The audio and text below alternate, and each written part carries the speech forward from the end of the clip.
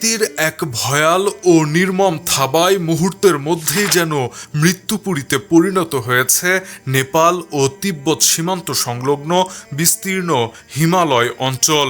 শান্ত ও মনোরম পাহাড়ের বুক চিরে হঠাৎ করেই ধেয়ে আসা এক প্রলয়ঙ্কারী আকস্মিক বন্যায় এখন পর্যন্ত অন্তত ৫৫ জনের মর্মান্তিক মৃত্যুর খবর নিশ্চিত করা হয়েছে। কিন্তু লাশের এই সারি এখানেই থামছে না। নেপালের পর্যটন বোর্ড অত্যন্ত উদ্বেগের সাথে জানিয়েছে যে এই প্রলয়ঙ্কারী বন্যার পর থেকে এখন পর্যন্ত অন্তত ৩৮৪ জন পর্যটক নিখোঁজ রয়েছে। রয়টার্স সহ আন্তর্জাতিক সংবাদ মাধ্যমগুলোর খবর অনুযায়ী বুধবারের এই ভয়াবহ বন্যায় রাস্তাঘাট, মজবুত সেতু এবং বেশ কয়েকটি বড় বিদ্যুৎ প্রকল্প একেবারে তাসের ঘরের মতো পুরোপুরি ধ্বংস হয়ে গেছে।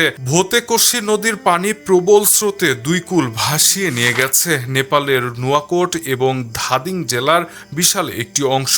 এদিকে নেপালের ভয়াবহ বন্যায় এখন পর্যন্ত নিখোঁজ হওয়া ৩৮৪ জন পর্যটকের মধ্যে ২৯১ জনই বিদেশি নাগরিক এবং বাকি ৯৩ জন নেপালি।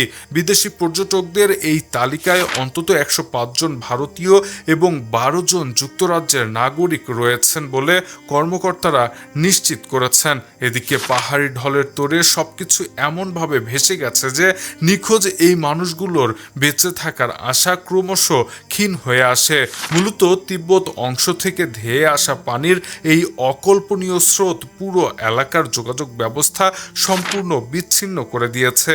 একদিকে যেমন সড়ক যোগাযোগ নেই, অন্যদিকে বিদ্যুৎহীন অন্ধকারে ডুবে আছে পুরো অঞ্চল। উদ্ধারকর্মীরা জানিয়েছেন ৫৫ জনের লাশ উদ্ধার হলেও ধ্বংসস্তূপ এবং কাদার নিচে আরো বহু মানুষ চাপা পড়ে আছেন। প্রকৃতির এই ভয়ঙ্কর রুদ্ররোষ থেকে কবে মুক্তি মিলবে তা এখনো কেউ বলতে পারছে না। Shahriar Alam, EBD news.